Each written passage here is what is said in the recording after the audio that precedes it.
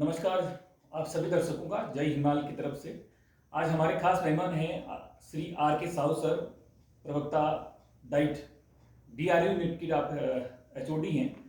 और आपके द्वारा जो एजुकेशन में आपकी क्वालिफिकेशन है MEd आप हैं और नेट क्वालिफाइड हैं। 3 बार आपने सिविल सर्विसेज में मेन एग्जामिनेशन में अपने अनुभव को हमारे सामने साझा किया है। सर आपका बहुत बहुत स्वागत है, अभिनंदन।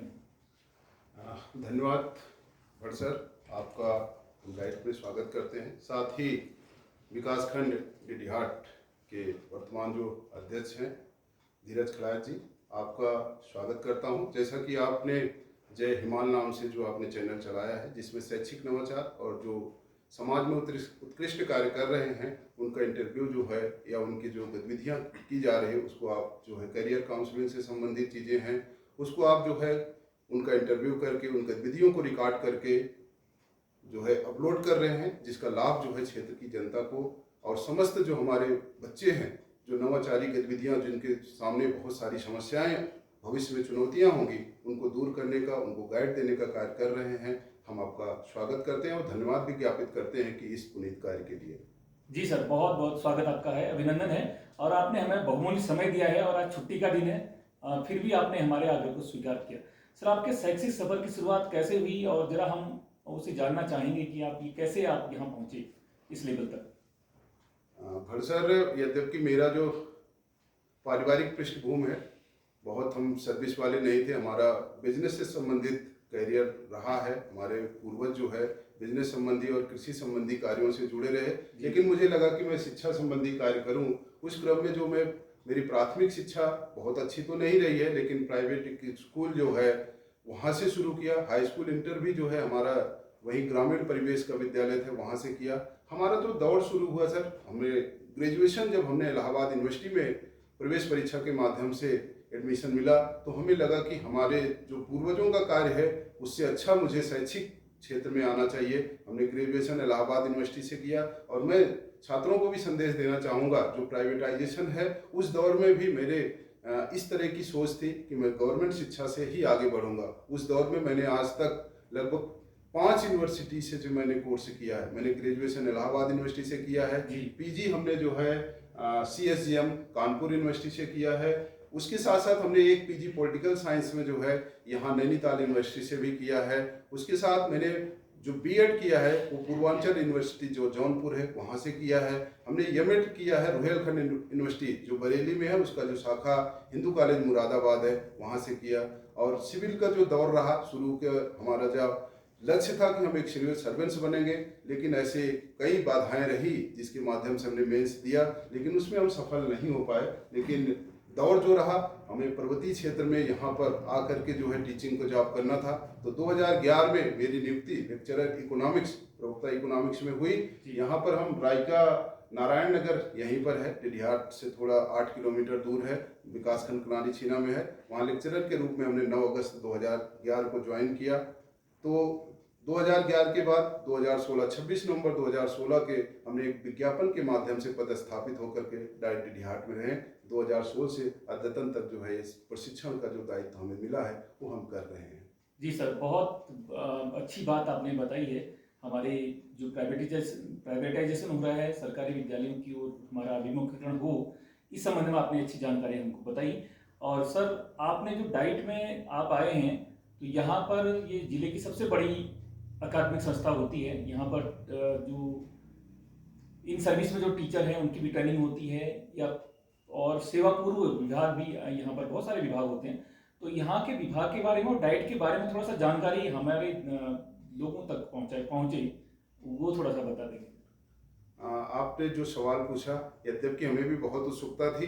जब मैं इंटर कॉलेज से यहाँ पर आया 26 नवंबर 2016 को, तो हमें लगा कि डाइट की जो चीज़ें थी, यहाँ पे जो विभाग 7 विभाग यहाँ कार्य करते हैं, हमें लगा कि हम जनपद के गुणात्मक शिक्षा के लिए प्रतिबद्ध एक संस्थान है, लेकिन यहाँ की जो चीज़ें थी बहुत अव्यवस्थित थी। शायद वो स्टाफ की कमी थी और कुशल नेतृत्व का अभाव था। उसी समय हमारे साथ एक गुसाई सर आए और हमारा पूरा नया स्टाफ, लगभग 7 लोगों का स्टाफ नया आया। हम सब ने मिलकर के प्रतिबद्धता जाहिर किया कि हम संस्थान को जो है जनपद में एक गुणात्मक शिक्षा के लिए जो है अग्रणी संस्थान बनाएंगे। उस क्रम में हम लोगों ने डिपार्टमेंट वाइज काम करना शुरू किया। हमने शिक्षक साथियों से भी बात किया कि क्या ट्रेनिंग होनी चाहिए, उस पर हमने काम किया।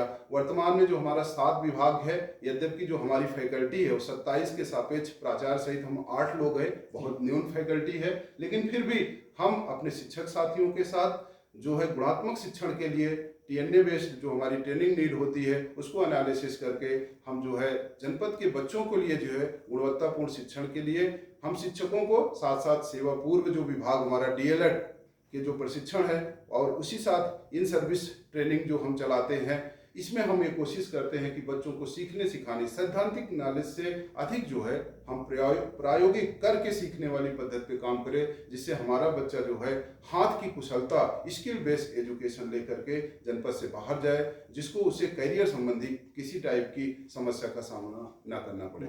जी सर, धन्यवाद, आपने बहुत बारीक जानकारी दी। मैं खड़ाई जी से चाहूँगा कि आप भी अपनी क्वेरीज सर रखेंगे गुरु जी के सामने। जी सर, बहुत धन्यवाद।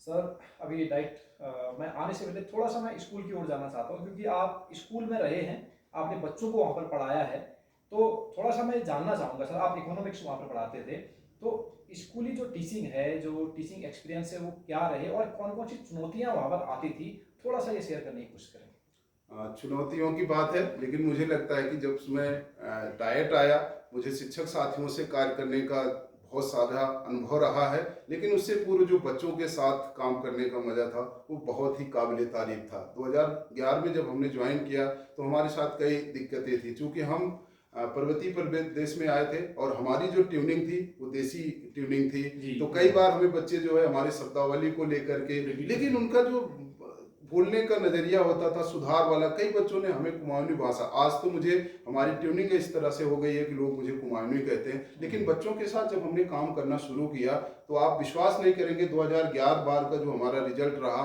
वो इकोनॉमिक्स, आप जानते हैं आर्ट साइड में कठिन सब्जेक्ट माना जाता है, बच्चों में थोड़ी सी चाहे स्टैटिक्स ले या माइक्रो के चीजें ले, वो करना थोड़ा मुश्किल हो रहा था। लेकिन जो नवाचारी प्रयोग होते हैं बच्चों के साथ करके और बच्चों को अपना दोस्त मानकर जब आप सहयोग करेंगे, क्योंकि अर्थशास्त्र एक ऐसा विषय था जो घर से, परिवेश से, रोज बच्चा जो है दैनिक जीवन में अपने अर्थशास्त्र को यूज करता है, उसी को हमने विषय के साथ जोड़ने की प्रयास किया। और जब हम 2016 में आए तो हमने ये देखा कि बच्चों का हमारा 14, 15, 15, 16 और 17 का रिजल्ट 95% से प्लस रहा और कई बच्चे जो है 75% से ज़्यादा भी ला रहे थे और उसमें 60% वालों की संख्या लगातार बढ़ती जा रही है। तो हम ये मानते हैं कि बच्चों के साथ अगर किसी भी विषय के साथ आप करके सीखने वाली और बच्चों को उनके परिवेश से जोड़ने वाली शिक्षा देंगे तो निश्चित रूप से आपके विषय को फायदा होगा और बच्चों की जो लर्निंग है वो न केवल ज्ञान स्तर पर रहेगी बल्कि वो जो है अनुप्रयोग स्तर पे आ पाएगी, जिसको अपने जीवन में वो प्रयोग कर पाएगा। और उसका अर्थशास्त्र, चूंकि जीवन के जो हमारे चुनाव के सिद्धांत हैं और उसके बाद जो हम जितना जो भी खर्च करते हैं किस तरह से वो प्रतिफल देने वाली हो, उनके निर्णयों में भी साकार भूमिका अदा करेगी। बिल्कुल, निश्चित रूप से सर। अब थोड़ा सा सर हम ये जानना चाहेंगे, आप अभी डाइट में हैं, तो डाइट में कितने प्रकार की ट्रेनिंग्स यहाँ पर दी जाती हैं, कौन कौन सी ट्रेनिंग यहाँ पर आप लोग देते हैं, थोड़ा सा आप बताएंगे सर।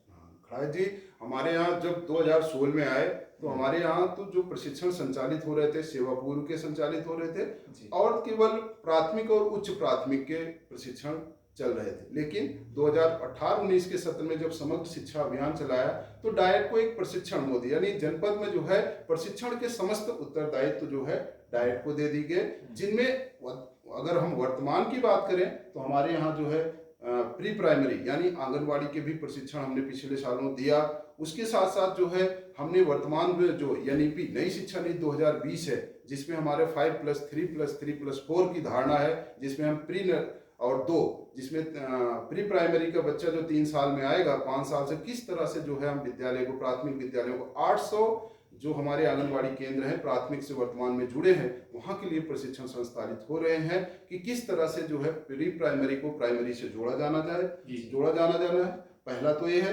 दूसरा जो है हमने अभी जो है एक ज्ञानांकुरण जो आप बच्चों के लिए देखा होगा, जैसे हमारे शिक्षक साथियों ने निष्ठा प्रशिक्षण किया था, उस तरह से ज्ञानांकुरण के माध्यम से क्लास 6 से लेकर 12th तक के जो है विषयवार ऑनलाइन पोर्टल के माध्यम से, दीक्षा प्लेटफॉर्म के माध्यम से बच्चों के लिए कोर्स, क्योंकि हमारा जो वर्तमान जिले में देखिए बहुत सारे जो है शिक्षक साथी जो है विद्यालयों में नहीं है, पदों के जो सापेक्ष जो है कम लोग काम कर रहे हैं। उसी क्रम में जो है भारत सरकार ने जो है दीक्षा प्लेटफॉर्म के माध्यम से बच्चों को भी ज्ञानांकुरण कोर्स कराया है, जिसमें गणित है, विज्ञान है, इकोनॉमिक्स है, इन विषयों का ऑनलाइन जो कोर्स है उसमें वीडियो फॉर्मेट में, पीपीटी फॉर्मेट में जो है कोर्स उपलब्ध है, जो बच्चे हमारे जनपद पे कर रहे हैं। अच्छा परिणाम भी दिख रहा है उसका। जी सर, थोड़ा सा नया डाइट में हम लोग हैं तो एक बड़ा अपेक्षाएं रहती हैं डाइट से कि भाई यहाँ पर टीचर्स को भी ट्रेन किया जा रहा है, आंगनबाड़ी केंद्र वालों को भी किया जा रहा है, उसके साथ साथ बहुत सारे लोगों की ट्रेनिंग यहाँ पर होती हैं। इसमें फिर जैसे अब नया चल रहा है दौर हमारा कि भाई नई शिक्षा नीति आने वाली है, इस पर बड़ी रोचकता लोगों की जुड़ी हुई है। सर इसका जो फॉर्मेट है वो कैसे, ये किस स्टेप्स में बदला हुआ, थोड़ा सा आप इसको जानकारी हमारे सामने रखें। दरअसल जो हमारा 5+3+3+4 की धारणा है, यद्यपि ये नई धारणा तो नहीं हम कहेंगे, पूर्व में भी हमारी जो धारणा माध्यमिक स्तर पे चल रही थी उसी को इनोवेटिव करके उसको जुड़ाव महसूस किया गया है। एक धारणा थोड़ी सी बदली है कि बच्चे के 85% जो सीखने का तरीका है, जो लर्निंग है, वो 5 साल तक हो जाती है। इसी क्रम में जो है विभाग का और नई शिक्षा नीति का ये मानना है कि अब बच्चे को गतिविधि करा करके शुरू में उसके लिए हमने अंकी ज्ञान है या तरह तरह की जो गतिविधियां हैं, बच्चों को जो है सहयोग की भावना का जो विकास है। हमारे यहाँ एक आनंदम कोर्स चल रहा है, उसमें भी हमने बच्चों को नैतिक शिक्षा से संबंधित, बच्चे जो है विद्यालय जा करके सीखने सिखाने की जो प्रक्रिया है उसमें आनंद महसूस करें और एक कुशल जो श्रेष्ठ नागरिक बनने की धारणा है कि बच्चे बाद में अपने प्रोफेशनल लाइफ में तो सक्सेस हो जाते हैं, लेकिन जो उनका सामाजिक जीवन है, जो पारिवारिक जीवन है, उसमें कहीं ना कहीं असफल हो जाते हैं। तो वर्तमान जो हमारा प्रशिक्षण है वो समग्र रूप में चल रहा है, जिसमें हम प्री प्राइमरी से लेकर के इंटर कॉलेज तक के समस्त शिक्षकों को, प्रवक्ता साथियों को भी, एलटी शिक्षकों को भी और प्राथमिक और उच्च प्राथमिक शिक्षकों को भी हम विभिन्न प्रकार के प्रशिक्षण दे रहे हैं, जिसमें हमारा प्रयास, हमारी संस्था का, प्राचार्य सर का, सभी का प्रयास है कि हम गतिविधियों को जोड़ें। और जो हमारी आईसीटी बेस्ड टीचिंग है, हमारे टीचर्स जो है नए जो आईसीटी का वर्तमान दौर जो है आईसीटी का है, आईसीटी को भी अपने टीचिंग में शामिल करें। हम इसके लिए जो है नए जो इंफ्रास्ट्रक्चर है उसको कोशिश कर रहे हैं कि हम शिक्षक साथियों को साझा करें और उनको साथ शेयर करें, जिसमें हमारे यहाँ स्मार्ट बोर्ड से भी उपलब्ध हो गए हैं। हम स्मार्ट बोर्ड की टीचिंग करना सिखा रहे हैं। उसके साथ साथ मोबाइल से भी किस तरह से जो है क्वेश्चन बनाए जा सकते हैं, किस तरह से यूट्यूब वीडियो से किस तरह रिकॉर्डिंग जो है टीचिंग की जा सकती है, अन्य जो माध्यम है, हम सभी प्रशिक्षण में कोशिश करते हैं कि हम शिक्षक साथियों के साथ साझा करें, जिसका लाभ जो है बच्चों तक जाए। हाँ, निश्चित रूप से सर, डिजिटल की दुनिया है और इसका फायदा हम जितना उठा सकें शिक्षा में, ये सभी के लिए बेहतर होगा। बहुत अच्छे से आपने इसको समझाया। तो सर थोड़ा सा मैं जानना चाहूँगा, आप सर यहाँ पर जो ट्रेनिंग देते हैं शिक्षकों को, और जनरली आम धारणा ये होती है अभिभावकों में कि स्कूल से टीचर यहाँ लेने के लिए आते हैं, प्रशिक्षण लेने के लिए, तो अभिभावक ये कहते हैं कि स्कूल से, अब उनको ये पता नहीं रहता कि टीचर कहाँ चला गया, वो सोचते हैं स्कूल से गायब हो गया। तो सर अब जो यहाँ पर टीचर ट्रेनिंग दे रहा है वो पूरा 100% जो आपने यहाँ पर ट्रेनिंग दी वो स्कूल तक कैसे पहुँचे, और ताकि उन अभिभावकों और बच्चों को भी लगे भैया टीचर रिफ्रेश होकर के आया है, ट्रेनिंग में गया था और नए तरीके से पढ़ा रहा है, तो ये कैसे मतलब 100% पहुंचेगा या कितना पहुंच रहा है, नहीं पहुंच रहा है, तो क्या किया जाना चाहिए, थोड़ा सा मैं जानना चाहूँगा। खैर है सर, इसमें जो हम लोग टीचिंग चाहे SCRT बना रही है, भारत सरकार बना रही है, या हम खुद जो है अपने ट्रेनिंग डिजाइन करते हैं, इसमें हम कोशिश करते हैं कि हमारा जो अंतिम लक्ष्य प्राप्त करता बच्चा है उस तक पहुंचे। इसके लिए हमने कई चीज़ें शामिल की हैं। वर्तमान में अगर आप देखेंगे तो प्रशिक्षण में हमने शिक्षक साथियों से ये भी बात करने की कोशिश की, आपके यहाँ वर्तमान में कितने बच्चे हैं और किन किन विषयों में आपको समस्या है, जिसको ले जा करके हम विशेषज्ञों के माध्यम से, जिसमें हम सक्षम नहीं है तो हम विशेषज्ञ भी यहाँ आमंत्रित करते हैं। दूसरी चीज़, हमने अब प्रशिक्षण में थोड़ा एक बदलाव किया है।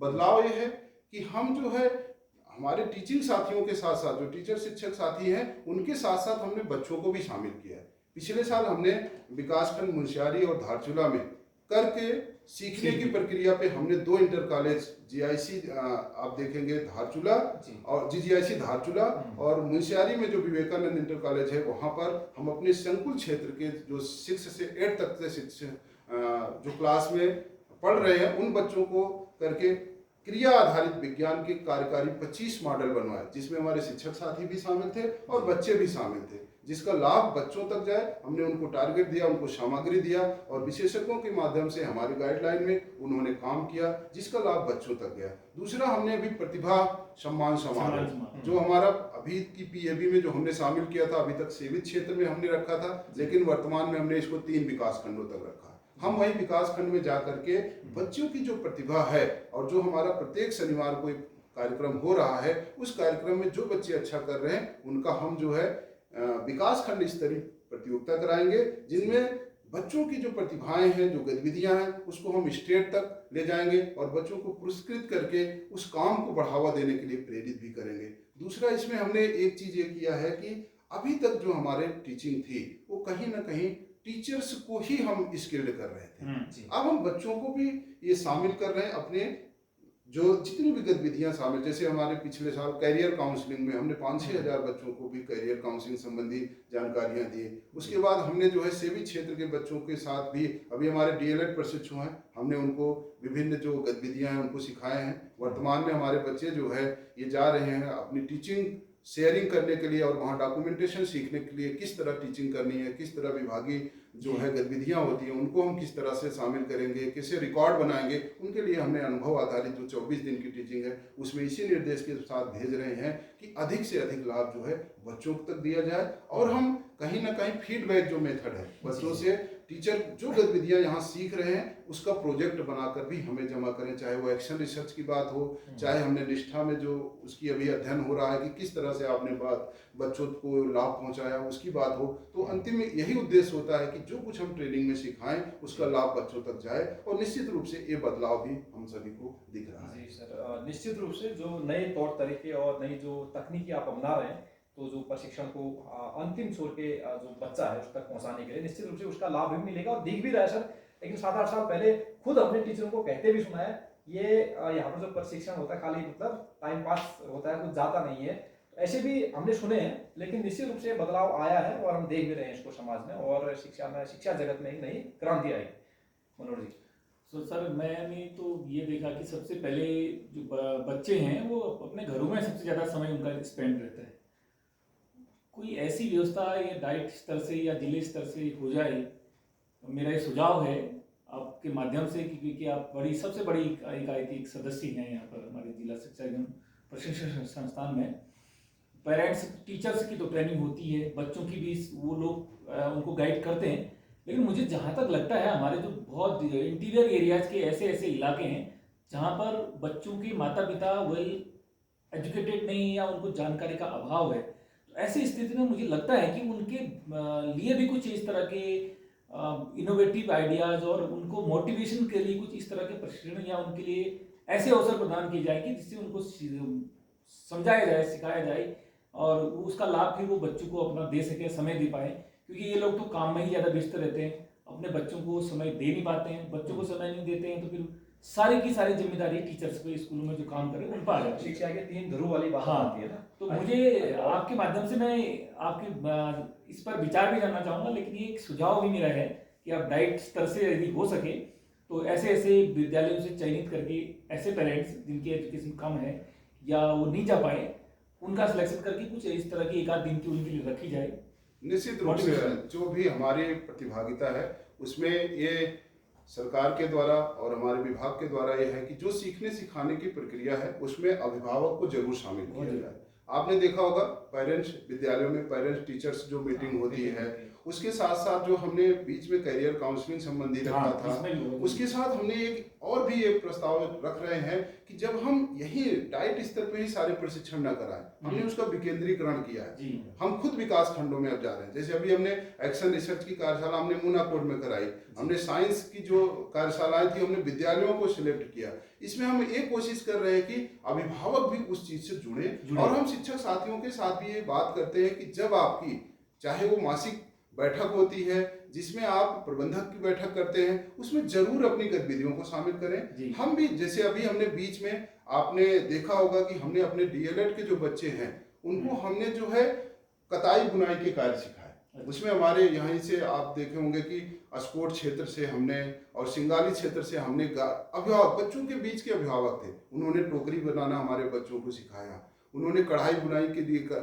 सिखाया। हमने बीच में अभी संगीत प्रतियोगिता रखी है जिसमें हमने शिक्षक साथियों के साथ बच्चों के अतिरिक्त जो गार्जियंस हैं वो भी अपनी कला और संगीत में जो उसको माहिर है, क्योंकि विशेषज्ञता जो है डिग्री से ही नहीं मिलती, अनुभव और जो हमारी प्रकृति ने जो हमें कला दी है उसका पोषण होना चाहिए। तो वर्तमान में हमारे पास इनके भी गार्जियंस के भी बहुत सारे आर्ट्स मिले हुए हैं, संगीत की कुछ चीजें हमें मिल रही हैं, यद्यपि ये भी सीमित मात्रा में इसका प्रचार प्रसार हम कर रहे हैं। अभिभावकों को भी हम लगातार जोड़ रहे हैं कि आपका बच्चा, जैसे हमारे विभाग में ज्ञानांकुरण के कोर्स चल रहा है, वो कहीं पर बच्चा, जैसे आपने कहा कि बच्चे जो है अधिकतम घर पे हैं, तो वहां पर अभिभावक जो है उनका कोई हेल्प नहीं कर पाता विषय की, तो उसमें ज्ञानांकुरण जो कोर्स है, अगर बच्चे के पास एक मोबाइल है तो मोबाइल के लिए भी देखा होगा आपने, सरकार ने टैबलेट अन्य व्यवस्थाएं की है और नेट है, तो उसमें कोर्स बहुत अच्छा कोर्स है। ज्ञानांकुरण के कोर्स सारे मैं खुद पढ़ता हूँ, देखता हूँ कि उसमें गणित संबंधी, विज्ञान से संबंधित, इकोनॉमिक्स संबंधित जो है, केमिस्ट्री से संबंधित गतिविधियां और पीडीएफ इस रूप में लोड है, इस रूप में अपनी क्वेरी उसमें जाहिर भी कर सकता है और सीखने के लिए बहुत विस्तृत उसमें जो है एरिया दिया गया है, कोई भी बच्चा जो है स्वयं करके सीख सकता है। इस तरह से हमने प्रयास किए हैं। जी सर, सराहनीय प्रयास है और इस तरह के प्रयास अभिभावकों के लिए भी होने चाहिए। बहुत सारे आपने बताया कि हुनर से संबंधित उन गार्जियंस की बच्चों के सामने लाए हैं, ये बड़े सराहनीय पहल है और हम अपेक्षा भी करते हैं, क्योंकि डाइट एक ऐसी संस्था है जहाँ पर सबको टीचर जैसे व्यक्तित्व को प्रशिक्षित किया जा रहा है, तो यहाँ पर अन्य के लिए तो फिर काम उनको सिखाना या प्रशिक्षित करना बड़ा आसान हो जाएगा। खलाई जी सर, आपने अभी कहा सर कि ज्ञानांकुरण का जो कार्यक्रम चल रहा है वो मोबाइल से उसको पढ़ सकते हैं, तो मोबाइल जो शिक्षण है या ऑनलाइन शिक्षण से मुझे अब कुछ याद आ रहा है। एक तो हम कोरोना काल से निकले हुए हैं, एक दौर कोरोना का झेला हमने, और कोरोना काल में मोबाइल का खूब ज़्यादा प्रचार प्रसार हुआ, ऑनलाइन शिक्षण का काफ़ी प्रचार प्रसार हुआ, तो एक तरफ से अच्छा भी है, लेकिन हमारी जो पेरेंट्स टीचर जो मीटिंग होती है उसमें अभिभावक ये कहते हैं हमसे कि मोबाइल बच्चों के पास आ गया है तो बच्चे जो है मोबाइल से चिपके रहते हैं या इतने एडिक्ट हो गए हैं मोबाइल के, वो गेम खेलते हैं, रात दिन उसमें लगे रहते हैं, घर वाले परेशान हो गए समझाते समझाते। तो सर मैं ये कहना चाहूँगा कि एक तरफ से हम ऑनलाइन शिक्षा कर रहे हैं, मोबाइल के थ्रू शिक्षण हो रहा है, ये अच्छी बात है, लेकिन दूसरा पहलू ये है कि बच्चा इतना एडिक्ट मोबाइल का हो जा रहा है, कहीं उसके लाइफ पर, कहीं उसके जीवन पर मतलब नकारात्मक असर न पड़े, तो इसको हमने कैसे मैनेज करना चाहिए, कैसे बैलेंस करना चाहिए सर? खैर सर, ये आपका बहुत अच्छा सवाल है और उस समस्या से हम सभी भी अपने घर में अपने बच्चों के साथ जूझ रहे हैं। लेकिन मेरा यही कहना है कि मोबाइल हो या सॉफ्टवेयर की दुनिया हो, वो बहुत विस्तृत है। जिस बच्चे को हमने प्रेरित कर दिया, अभिभावक का और शिक्षक का काम वहीं शुरू होता है कि हम बच्चों को उस प्लेटफॉर्म की, जिन प्लेटफॉर्मों पे नॉलेज है, किस तरह से हम उपलब्ध करा रहे हैं, क्योंकि कई चीजें जो हमारा मोबाइल की दुनिया है उसमें निगेटिव चीजें या जो ये कहें कि हमें सीखने सिखाने की प्रक्रिया से संबंधित नहीं है, वो प्रचार प्रसार में दिखता है मोबाइल में और बच्चे उत्सुक होकर देखते हैं। अब हमारे गार्जियंस का और टीचर का दायित्व यही शुरू हो जाता है कि हम बच्चों को जरूर रीड करते रहें कि हमारा बच्चा क्या देख रहा है, कैसा देख रहा है, और उसको हमको टाइम फ्रेमिंग करनी पड़ेगी, क्योंकि अभिभावक अगर ये चीज ध्यान रखें, क्योंकि हमारे अभिभावक जो जनपद के हैं उनका ये भी मानना होगा कि हमारे पास समय का अभाव है, लेकिन अपने बच्चों को बनाने के लिए कहीं ना कहीं से हमें उनको देखना जरूरी है।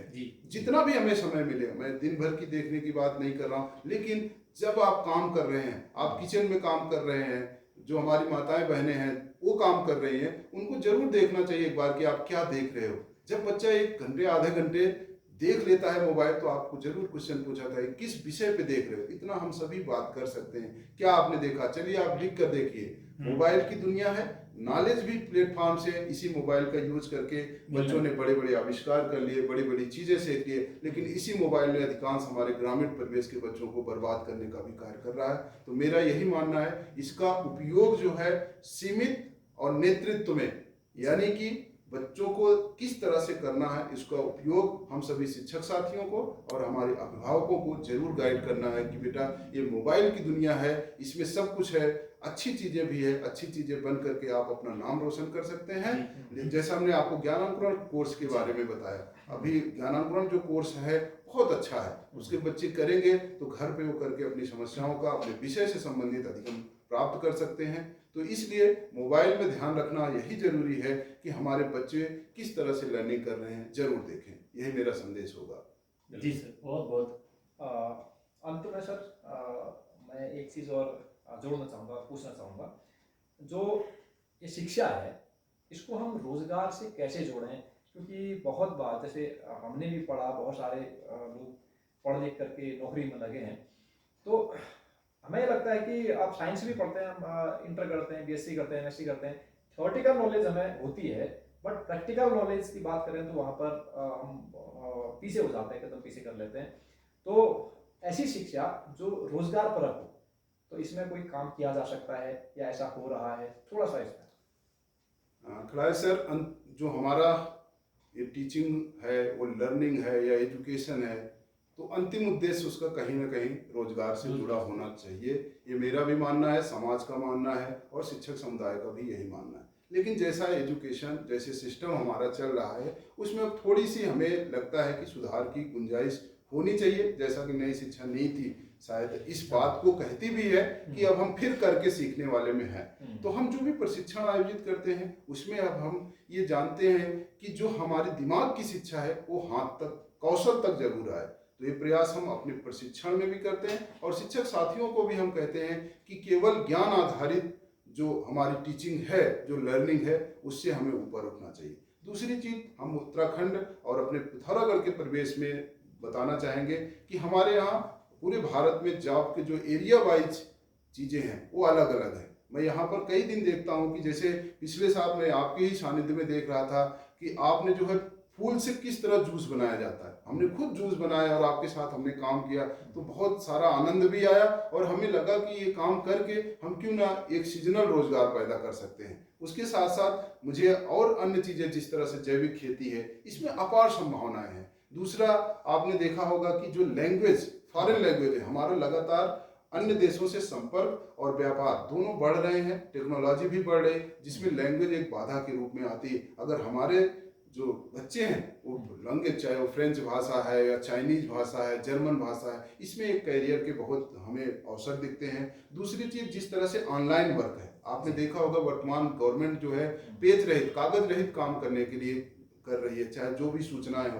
तो ऑनलाइन क्षेत्र में भी एक अनेक रोजगार के अवसर हैं। तो हम बच्चों से ये आग्रह करेंगे, ऑनलाइन चीजें कर सकते हैं। जैविक खेती की हमने बात किया। उसके बाद मुझे पहाड़ के परिवेश में एक चीज, बहुत जब हम आते हैं तो देखते हैं सुंदर सुंदर पुष्प हैं, इतने सुंदर पुष्पों तो जो प्लेन के लोग हैं बहुत सारा वो व्यवसाय करके बहुत सारे पैसे अर्जित करते हैं, बहुत उनके रोजगार है। यहाँ पर जिस तरह से परिवेश है, अगर पुष्प की पहुंच, फूल की खेती करके उसकी पहुंच महानगरों तक की जाए तो उससे भी रोजगार के बहुत अच्छे अवसर होंगे। जिस तरह से आपने देखा एडवेंचर अब हर व्यक्ति को अपने स्वास्थ्य को लेकर के, एडवेंचर के पहाड़ में बहुत संभावनाएं हैं, ये एक रोजगार का अवसर हो सकता है। यद्यपि इसकी पहुंच हमें पहाड़ में ही ऑफिस खोल करके नहीं करनी है, इसकी पहुंच जो है हमको अपने देश के अन्य प्रदेशों में भी, शहरों में भी इसका प्रचार प्रसार करना पड़ेगा। ये भी एक कैरियर का बहुत अच्छा होगा। जिस तरह से चिकित्सा के क्षेत्र में आप देख रहे हैं, हमारी आबादी इस तरह बढ़ रही, अभी भी हमें अच्छे स्वास्थ्य के लिए महानगरों में जाना पड़ता है। तो हमारे प्रदेश में, हमारे जनपद में ये चीज़ें भी हो सकती है। स्वास्थ्य संबंधी जो जितने भी कोर्स हैं उसको किया जा सकता है।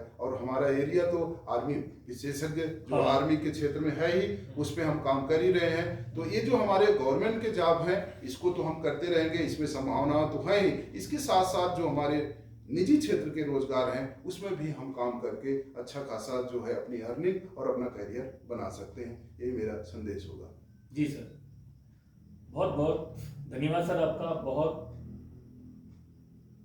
विभिन्न क्षेत्रों की जानकारियां आपके द्वारा बड़े सरलता के साथ यहाँ पर हमें साझा की। हम आपका शुक्रगुजार हैं और फिर से कभी और आपसे खास मुलाकात होगी, तब तक फिर हम आपसे दोबारा आने। धन्यवाद आपका बड़ सर जी, और खड़ाय सर का, आपने जो है हमें अपने इस मिशन में शामिल किया। हम आपका आभार व्यक्तिगत रूप से भी और डाइट परिवार की ओर से भी ज्ञापित करते हैं। धन्यवाद। जी बहुत सर, बहुत थैंक यू धन्यवाद थैंक सर। यू।